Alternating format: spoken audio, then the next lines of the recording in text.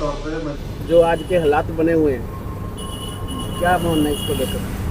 देखिए, हालात आप देख ही रहे हैं कि प्रदेश के अंदर मुख्यमंत्री जी लगातार जनसंवाद कार्यक्रम के नाम से जनता के बीच में जा रहे हैं, लेकिन जब जनता मुख्यमंत्री जी से सवाल पूछ रही है तो जनता को जवाब देने के बजाय वो सवालों से भागते हुए नज़र आ रहे हैं। उनके ऊपर गुस्सा करते हैं, किसी का मजाक उड़ाते हैं, किसी को फैक्ट्री खोलने के नाम पे कहते थे चंद्रयान 4 में भेजेंगे। तो मैं तो यही मुख्यमंत्री जी को कहना चाहूँगा कि जनता बहुत आक्रोशित है। किसान हो, मजदूर हो, आज भी उनके विधानसभा क्षेत्र में करनाल के अंदर 14,000 गेस्ट टीचर वो वायदा निभाओ रैली वहाँ पर कर रहे हैं कि भाई वायदा निभाओ। 9 साल पहले जो वायदा किया था वो वायदा निभा नहीं पा रहे। जगह जगह किसानों के प्रदर्शन जारी हैं। कर्मचारी अलग अलग मांग को लेकर के, कहीं आशा वर्कर हड़ताल पे है, कहीं क्लर्क हड़ताल पे है। तो ऐसे में मैं समझता हूँ कि और कल हद तो तब पार होगी जब मुख्यमंत्री जी ने ये कहा, उनके एक पन्ना प्रमुख को, जब उन्होंने रोज़गार की बात करी, उन्होंने और दूसरे समस्याएं उठाई कि भाई ये तो विपक्ष का आदमी है।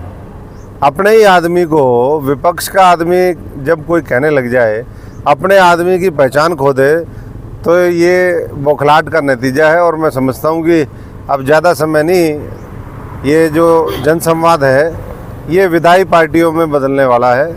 तो इसलिए मुख्यमंत्री जी जो तारीफ़ करने वाले उनको तो मौका दे देते हैं और बाकी को जो है वहाँ से उठा करके पीटने की, मारने की धमकी देते हैं। तो ऐसे में मैं आज भी मिल के आया अरवा में। अभी हम हमारे किसान साथियों से और बुज़ुर्गों से मिल रहे थे।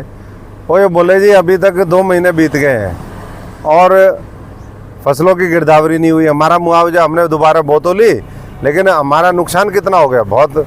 ऐसे ही अभी भी फतेहाबाद के अंदर आप देख रहे हैं पानी खड़ा हुआ है। तो नुकसान जो है भरपाई उसकी करनी चाहिए। कहते ड्रोन से करेंगे, तो ड्रोन का तो उन्होंने इतना बढ़िया जवाब दिया गांव के ग्रामीण हमारे किसान बंधुओं ने। बोले अब ड्रोन ही वोट देगा इनको, आदमी तो देने वाले हैं नहीं। ये नीचे कुछ नहीं बचा इस सरकार का और विपक्ष कहीं है नहीं। तो ऐसे में मैं समझता हूँ कि आम आदमी पार्टी जनता की मजबूत आवाज़ बन करके उभर रही है और लगातार हमारा संगठन विस्तार भी हो रहा है। आज भी यहाँ पर रतिया, फतेहाबाद, भट्टू तीनों विधानसभा क्षेत्रों में हमारे कार्यक्रम हैं। और जब भ्रष्टाचार की बात होती है तो मुख्यमंत्री जी सबूत मांगते हैं, लेकिन सबूत तो अब मैंने एक RTI लगाई थी सिरसा के अंदर, जो नगर परिषद के अंदर भ्रष्टाचार है। मेरे से वहाँ पर जो EO है उन्होंने उस दिन RTI ले ली। 18 दिन के बाद, क्योंकि 1 महीने के अंदर जवाब देना होता है, 18 दिन के बाद मेरे पास वो वापस आ गई जी इसमें आपने सबूत नहीं दिया। मैं खुद गया सैकड़ों लोगों के साथ, बोले जी आपने सबूत नहीं दिया है कि ये कि आपने वो लगाई है।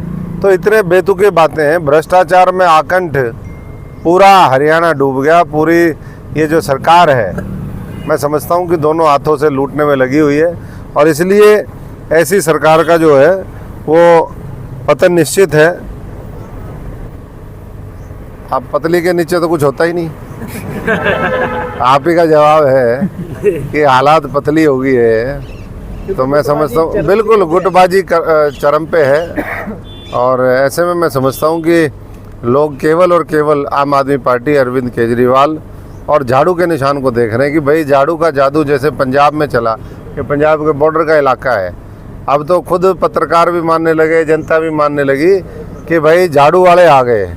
अब वो ये सिर्फ कह रहे हैं कि भाई पंजाब से अच्छी झाड़ू चलाना, दिल्ली से अच्छी झाड़ू चलाना। और हरियाणा के लोग मैं समझता हूँ कि बहुत काबिल लोग हैं। जब देश में सबसे ज़्यादा मेडल हम लेके आ सकते हैं, 40-45% तक हमारे मेडल हैं, देश में फ़ौज में सबसे ज़्यादा हमारे लोग हैं, तो मैं समझता हूँ कि नतीजे भी हरियाणा के अंदर सबसे बेहतरीन पूरे देश के अंदर आम आदमी पार्टी हरियाणा से देगी। लोकसभा सीट से चलकर आपको दोबारा आजमा रहे हैं आप किस्मत? दोबारा लोकसभा से दोबारा किस्मत आजमा रहे हैं आप? नहीं, मैंने तो पहले ही मना किया। मैं लोकसभा चुनाव, मैंने तो शुरू से ही मना कर दिया कि मैं फिर से लोकसभा चुनाव नहीं। बाकी जो भी साथी हैं इनके लिए मैं तो घूम रहा हूँ, पार्टी के लिए घूम रहा हूँ, जनता के लिए घूम रहा हूँ। इन लोगों ने बड़ा प्यार आशीर्वाद दिया। 15 साल से मेरा इनके साथ अटूट संबंध है और दुख सुख में हम सब लोग एक दूसरे के साथ हैं, सब जगह आना जाना होता है। बाकी पार्टी का उम्मीदवार आम आदमी पार्टी का यहाँ से जीतेगा, इस बात की गारंटी हम सब लोग मिल करके दे रहे हैं। अरविंद जी को यहाँ से भी और पूरे हरियाणा की 10 की 10 सीट होगी।